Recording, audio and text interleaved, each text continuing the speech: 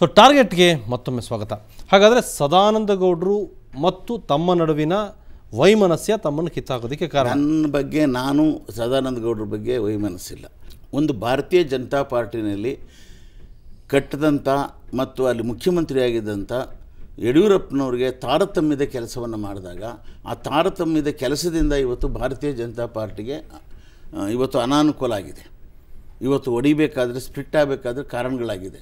ಆ ಕಾರಣಗಳನ್ನು ನಾನು ಹುಡುಕಿ ಅದನ್ನು ಕೊಡಬೇಕಾಗಿ ಬಂತು. ಪಕ್ಷ ಉಳಿಬೇಕು ಅನ್ನೋ ದೃಷ್ಟಿಯಿಂದ, ಪಕ್ಷದ ದೃಷ್ಟಿಯಿಂದ ಕೆಲಸ ಮಾಡಿದೆ. ಆಗ ಅವರು ಆ ರಿಪೋರ್ಟನ್ನು ನೋಡಿದ ಮೇಲೆ ಎರಡನೇ ರಿಪೋರ್ಟನ್ನು ಅವ್ರು 3 ಜನದ ಮೇಲೆ ತಪ್ಪಿತಸ್ಥರಿದ್ದಾರೆ ಅವರು ಅಂತ ಕಳಿಸಿದ್ರು. ಅಂದರೆ ಇವರು ಮೊದಲನೇದು ಯಾತಕ್ಕೆ ಅವರು CBIಗೆ ಹೋಗಲಿ ಯಡಿಯೂರಪ್ಪನ ಮೇಲೆ ಅಂತ ಆಸೆ ಪಟ್ಟದ್ದು ಅಂದರೆ, ಯಡಿಯೂರಪ್ಪನ ಮೇಲೆ ಹೈಕೋರ್ಟ್ನಲ್ಲಿ ಅವ್ರ ಮೇಲೆ ಇದ್ದಂಥ ಚಾರ್ಜಸ್ಸು ಕ್ಲಿಯರ್ ಆಗಿತ್ತು. ಅವ್ರಿಗೆ ಅಧಿಕಾರ ಕೇಳ್ತಾರೆ. ಅದಕ್ಕೆ ಇದೊಂದು ಗೂಬೆ ಕೂರಿಸಿ ಇಟ್ಬಿಟ್ರೆ ಶಾಶ್ವತವಾಗಿ ಅವರು ಅಪರಾಧಿ ಸ್ಥಾನದಲ್ಲಿ ಇರ್ತಾರೆ, ನಾನು ಮುಖ್ಯಮಂತ್ರಿಯಾಗಿ ಕಂಟಿನ್ಯೂ ಮಾಡ್ಬೋದು ಅಂತಕ್ಕಂಥ ದುರುದ್ದೇಶ ಇಟ್ಟು ಒಂದು 2 ರಿಪೋರ್ಟನ್ನು ಕಳಿಸಿದ್ರು. ಒಬ್ಬ ಮುಖ್ಯಮಂತ್ರಿ 3 ಜನ ಅಪಾದನೆ ಇಲ್ಲ ಅಂತ ಕಳಿಸ್ತಾರೆ, ಇನ್ನೊಂದರಲ್ಲಿ ಅಪಾದನೆಗಳಿವೆ ಅಂತ ಕಳಿಸ್ತಾರೆ. ಅದಕ್ಕಿಂತ ದೊಡ್ಡ ಮೆಟೀರಿಯಲ್ ಏನು ಬೇಕು? ರೈಟ್. ಅದಕ್ಕೆ ಜೊತೆಗೆ ಅದನ್ನು ಮುಂದೆ ಇಟ್ಟು ಯಡಿಯೂರಪ್ಪನವ್ರನ್ನ ಏನೂ ಮಾಡೋದಿಲ್ಲ ಅಂತ ಹೇಳಿದ್ರು. ಅದಕ್ಕೆ ಇವತ್ತು ಈ ಪರಿಸ್ಥಿತಿ ಭಾರತೀಯ ಜನತಾ ಪಾರ್ಟಿಗೆ ವೀಕ್ ಆಗಬೇಕಾಗಿದ್ರೆ, ಕ್ಷೀಣಿಸಬೇಕಾಗಿದ್ರೆ ಅಲ್ಲ, ಅದು ಎಲ್ಲಿ ಕ್ಷೀಣಿಸಿದೆ ಅನ್ನೋದು ನಮ್ಮನ್ನು ನೋಡೋಣ. ಈಗ BJP ರಾಜ್ಯಾಧ್ಯಕ್ಷರು ಹೇಳ್ತಾರೆ, ನಮ್ಮ ಪಕ್ಷ ಒಂದು ರೀತಿ ಕ್ಲೀನ್ ಆಯ್ತು ಈಗ ಅಂತೇಳಿ, ಎಲ್ಲರನ್ನೂ ಆಚೆ ಹಾಕಿ ಆದಮೇಲೆ ಹೊರಗಡೆ ಹೋದರು ಅಂದಮೇಲೆ ಅಂಥೇಳಿ ಲಾಫಿಂಗ್ ಸ್ಟಾಕ್ ಅಂತಾರಲ್ಲ, ಅಪಹಾಸ್ಯಕ್ಕೆ ಈಡಾಗ್ತಾ ಇದ್ದಾರೆ. ಹೇಗೆ ಅಂದರೆ, ಇವತ್ತು ಪ್ರತಿ ದಿವಸ ಮಂತ್ರಿಗಳು MLAಗಳು ಎಲ್ಲ ಕಡೆನೂ ಹೋಗ್ತಾ ಇರೋದು ಬರ್ತಾ ಇರೋದು ಎಲ್ಲ ಗೊತ್ತಿದೆ ಅವರಿಗೆ. ಅವರೇ ಇದಕ್ಕೆ ಹೋಗಿದ್ರು, KJP ಸಮಾವೇಶಕ್ಕೆ ಹೋಗಿದ್ರು ಅಂತ ಹೇಳಿದ್ದಾರೆ. ಈಗ ಕ್ಲೀನ್ ಆಯಿತು ಅಂತ ಹೇಳಿದ್ರೆ ಯಾರನ್ನು ಕ್ಲೀನು? ಇವತ್ತು ಯಡಿಯೂರಪ್ಪ ಒಬ್ಬನೇ ದೇಶದಲ್ಲಿ ಅಪರಾಧಿ ಅಂತ ತಿಳ್ಕೊಂಡಿದ್ರು. ಇವತ್ತು ಎಲ್ಲರ ಮೇಲೂ ಅಪರಾಧ ಬಂದಿದೆ, ಎಲ್ಲರ ಮೇಲೂ ಕೋರ್ಟ್ ಕೇಸ್ ಆಗಿದೆ. ಆ ಥರ ಏನಾರು ಇದ್ದರೆ ಕ್ಲೀನ್ ಅಂದರೆ ಇವತ್ತು ಅಪಾದನೆಗಳು ಯಾರ್ಯಾರು ಬಂದಿದೆ ಎಲ್ಲ ಮೊದಲು ಸರ್ಕಾರದಿಂದ ಹೊರಗೆ ಬರಬೇಕೀಗ. ಸರ್ಕಾರದಿಂದ ಹೊರಗೆ ಬಂದರೆ ಆಗ ಇವರು ಸಾಚಾತನ ಗೊತ್ತಾಗ್ತದೆ. ಹಾಗಾದರೆ ತಾವು ಈ ದಾಖಲೆಗಳನ್ನು ಕ್ರೋಢೀಕರಿಸೋದ್ರಲ್ಲಿ ಮತ್ತು ದಾಖಲೆಗಳನ್ನು ಎಲ್ಲ ಸಂಗ್ರಹಿಸಿ ಯಡಿಯೂರಪ್ಪನವ್ರು ಭಾಳ ಸಪೋರ್ಟ್ ಮಾಡ್ತಾಯಿದ್ರು. ಇದರಲ್ಲಿ ತಾವು ನಿಮ್ಮ ನಿಸ್ಸೀಮರಾಗಾದರೆ?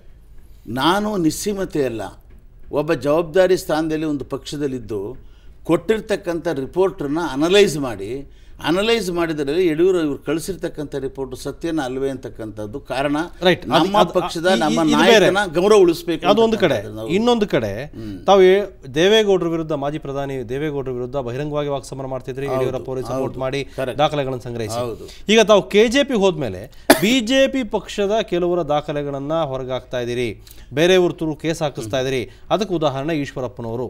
ಅವ್ರ ವಿರುದ್ಧನೂ ಕೂಡ ಕೇಸ್ ದಾಖಲಾಗೋದಕ್ಕೆ ಈ ದಾಖಲೆಗಳು ಹೊರಬರೋದಕ್ಕೆ ಕಾರಣ ಪುಟ್ಟಸ್ವಾಮಿ. ಇದು ಸತ್ಯಕ್ಕೆ ಅತ್ಯಂತ ಬಹುದೂರ ಆಗಿರ್ತಕ್ಕಂಥ ವಿಚಾರ. ನನಗೆ ಇದ್ರ ವಿಚಾರನೂ ಗೊತ್ತಿಲ್ಲ.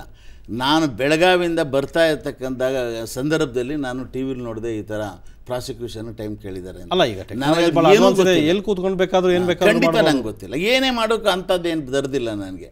ಅವರು ಒಬ್ಬ ನಮ್ಮ ಪಕ್ಷದಲ್ಲಿ ಇದ್ಕೊಂಡು ದೇವೇಗೌಡರ ಮೇಲೆ ಅದ್ರ ಮಾಡೋದು ನಿಜ. ಕಾರಣ ಏನು ಅಂದರೆ, ಅವ್ರು ಯಡಿಯೂರಪ್ಪನ ಮೇಲೆ ತಾವು ಸಜ್ಜನರು, ತಾವೆಲ್ಲ ಸತ್ಯವಂತರು, ಬೇರೆಯವರೆಲ್ಲ ಕಳ್ತ. ತಮ್ಮ ಪ್ರಕಾರ ಯಡಿಯೂರಪ್ಪನವ್ರು ಸಜ್ಜನರ?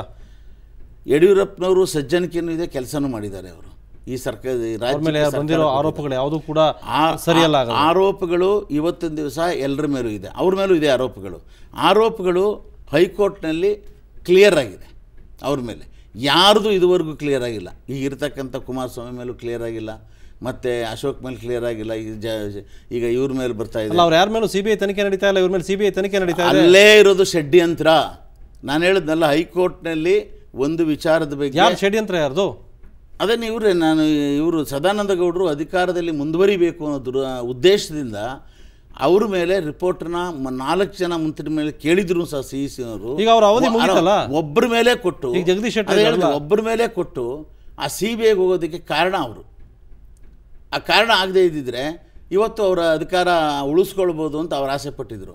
ಆದರೆ RSSನವ್ರಿಗೆ ಈ ರಿಪೋರ್ಟ್, 2ನೇ ರಿಪೋರ್ಟ್ ಗೊತ್ತಾದ ಮೇಲೆ ಇವರು ನಮ್ಮ ಪಕ್ಷನೇ ಹಾಳು ಮಾಡ್ತಾ ಇದ್ದಾರೆ, ದೇವೇಗೌಡರ ಜೊತೆ ಇವರು ಸಖ್ಯ ಇಟ್ಕೊಂಡಿರೋದು ನಿಜ ಅಂತ ಮನವರಿಕೆ ಆಗಿರಬಹುದು ಅಂತ ನನಗನ್ನಿಸ್ತಾ ಇದೆ.